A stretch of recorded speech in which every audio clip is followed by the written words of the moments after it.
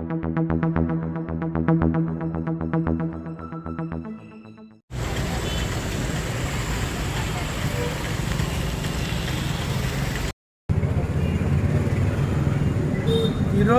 ఉద్యోగ ఉపాధ్యాయుల polling date.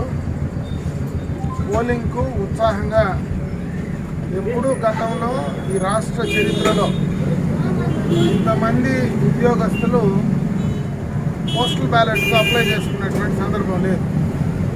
ఎప్పుడు కూడా రాష్ట్ర వ్యాప్తంగా 50%, 60% కంటే ఎక్కువ ముందుకు అప్లై చేసిన సందర్భాలు లేవు. దాంట్లో కూడా ఎక్కువగా ఇన్వాలిడ్ అయ్యేటువంటి పరిస్థితి గతంలో ఉండేది. ఈరోజు మొత్తం రాష్ట్ర వ్యాప్తంగా 99% ఉద్యోగస్తులు పోస్టల్ బ్యాలెట్కు అప్లై చేసుకున్నారు. ఈ ప్రభుత్వం పైన ఎంత వ్యతిరేకత ఉందనడానికి ఈరోజు జరుగుతూ ఉన్నటువంటి పోలింగ్ సరళే దానికి నిదర్శనం. ఏ ఉద్యోగస్తుడు కూడా ఓటు వేయకుండా బయటకు పోయే పరిస్థితి లేదు. ముఖ్యంగా మహిళలు కూడా ఎండనకుండా అక్కడ కూర్చోకుండా ఓటు వేసేసే పోవాలనేటువంటి ఒక కమిట్మెంట్తో పోలింగ్ బూత్ దగ్గర కూర్చోన్నారు. దీన్ని బట్టి చూస్తే రాష్ట్ర వ్యాప్తంగా ఈ ప్రభుత్వం పైన ఎంత అన్రెస్ట్ ఉంది, ఎంత వ్యతిరేకత ఉందనడానికి ఒక నిదర్శనం.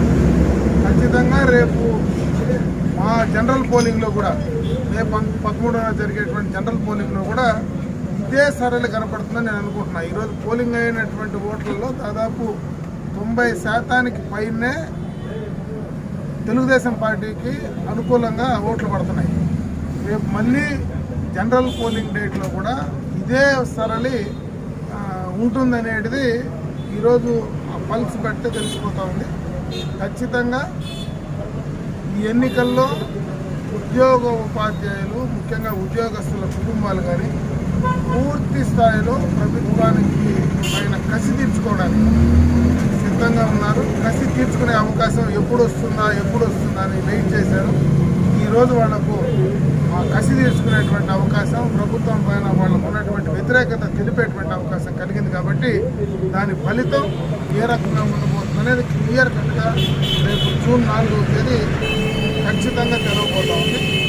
దాన్ని బట్టి ఈ రాష్ట్రంలో తెలుగుదేశం పార్టీ ప్రభంజనం కింద స్థాయిలో నిగూఢంగా లోపల ఉన్నటువంటిది ఏవైతే ఈరోజు అండర్ కరెంట్ అంటారు, అండర్ కరెంట్ అనేది ఏ రకంగా ఉందనేది ఈరోజు ఈ పోలింగ్ సరళి బట్టి అర్థమవుతుంది. కాబట్టి ఆ అండర్ కరెంటు రేపు మే 13 నాడు కూడా క్లియర్ కట్గా ఓపెన్ అవుతుంది.